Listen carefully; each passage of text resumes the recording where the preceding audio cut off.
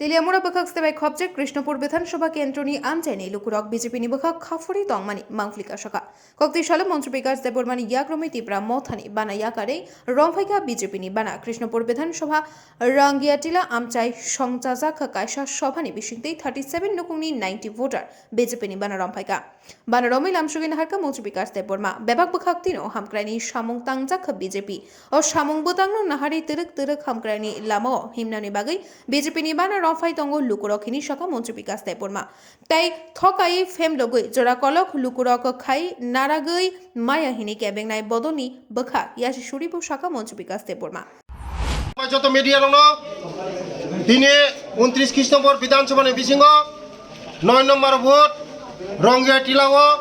36 family নিয়ে 90 voter Tripura মথাইয়া করে তিনি বিজেপি ও যত নম্বর তিনি যোগদান খাইকা আগামী দিন তেমন যোগদান খাইনায় সারা ত্রিপুরা রাজ্য দিল্লি নরক যতন সাইমন তিনি বিজেপি ও যতন ফাইবিও আগামী 2024 লোকসভা দুইটা সিট जों नरेन्द्र मोदीजी उपहार होनाय তাই বসকাঙ্গ বিরোধী শূন্য খাইনায় হামবাই তেলিয়ামুড়ানি শিবজ্যোতিনী কক্থম ব্যুরো রিপোর্ট খুবই।